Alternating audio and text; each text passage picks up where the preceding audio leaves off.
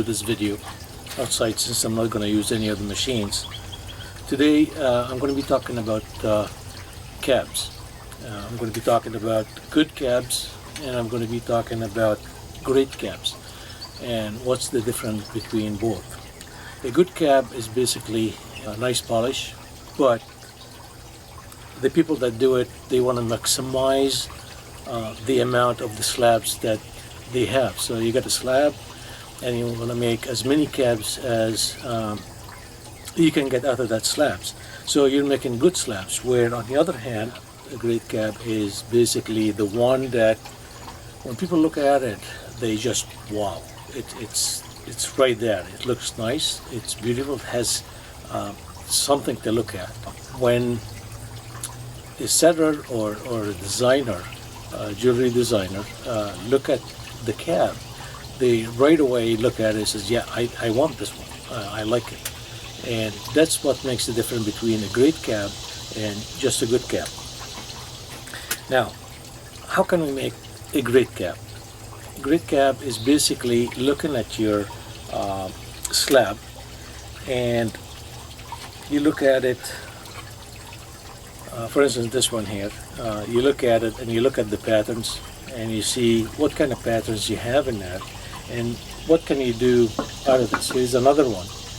I mean, you can go in and just start marking up the slab and start cutting and making cabs, you know, but are they going to look nice? Are they going to look great? This is the question. So what I usually do is I look at the patterns that I have, and then I decide what I want to do with it, where that it's going to look nice, and what area is going to pop out when I cut it and finish that cap. So I'm looking ahead of time when I'm marking my slabs. The one thing also that you got to understand is any excuse me, any slab that you have, the front and the back are not the same. So if you think that if you mark it up in the front and it's going to be the same in the back, it's not. So what I'm saying is you got to really look at it and find out, okay, which one or what side is going to be your front. What I usually do is I will mark it on one side and the same marking in the other side. And how do you do that? If you're using a template, then you probably know that you have two different templates. You get one like a single template, or you have a double template, which two mount together. So if you use these, you could actually look at the design that you have and mark it front and back. So you have it on this side, and you also have it on the other side. Then when you cut it, you could look at it and you say, okay, which one it looks better, is the front or the back, and which one I'm going to decide on the front. For instance, if you look at this one here, so this here has one design, but if I turn it around, it's completely different. And if I look at both of them, I would rather have this as the front. Therefore, it will give me a better patterns in the front. It's going to look much better. And the back, it doesn't matter then. Sometimes, if you don't have the double template like this one here, sometimes you'll have a template, or you get a couple of templates that they're single.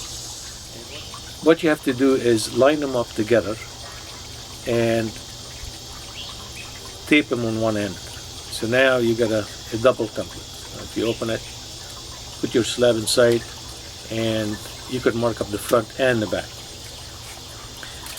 Now, some people look at it and say, okay, you know, some slabs, they have cracks in them, and we all know that. So don't cut the cracks into your cap. You'll be basically wasting your time, and it's not going to look nice. So yeah, you're getting a cap, but it has a crack in it. Now, some people, what they do is they will dump the piece on the floor, and whatever it cracks, it comes into a part where there's a crack, it's just going to break. I don't like to do that.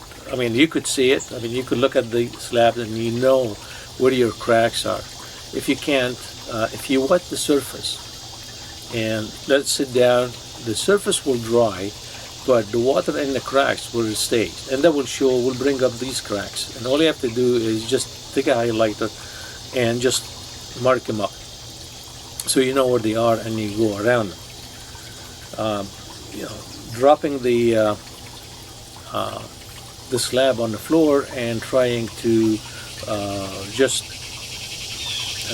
cut it around it, or some people, they will just take it and they use freehand. Well, you could do freehand, it's no problem, but you could still also go around the cracks and do it that way.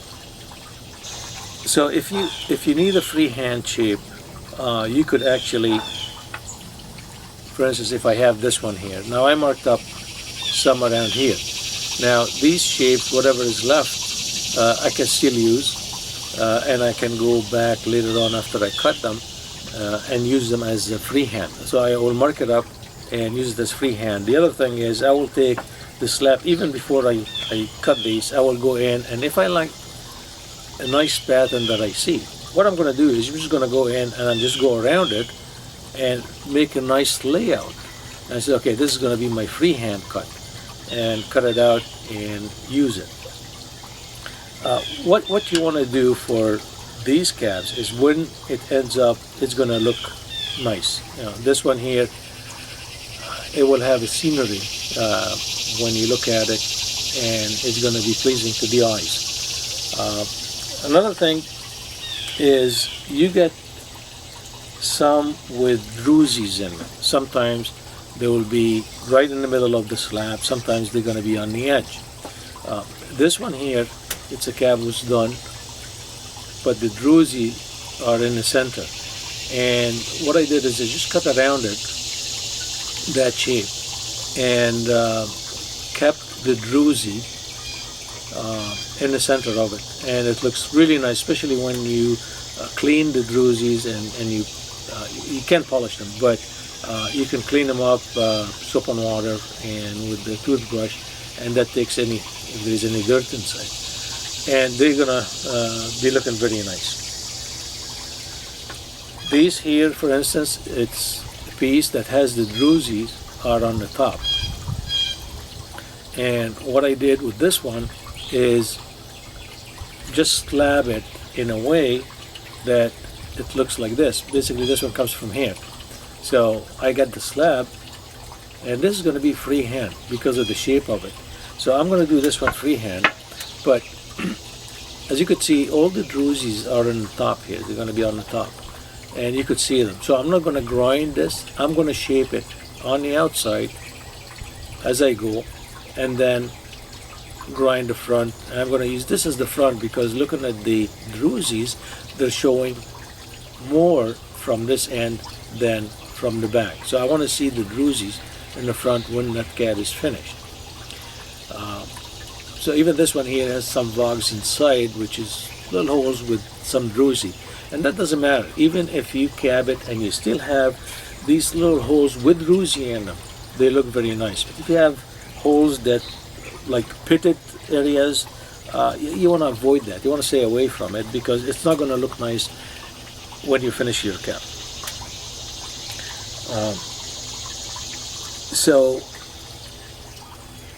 if I look at this one here, and you could see the shape, as I said. So you do it from the front, from the back. One thing you gotta watch is when you're cutting these, when you're going on a trim saw and you're trying to cut them,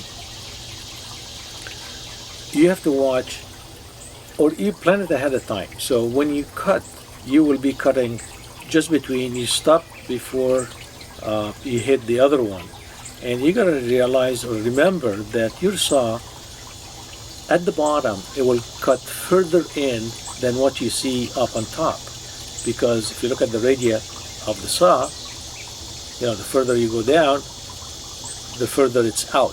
So when you have it down here, try to stay away. If you're looking at it and you're cutting from here, try to stay away from the lines that you have, to make sure that you're not going to cut into it at the bottom, especially if the bottom one, it's going to be your front. Now, here's another one, and the reason I do this is once you cut it, you could actually take each one individually and look at it and see, okay, which one is going to look nice, which one is going to be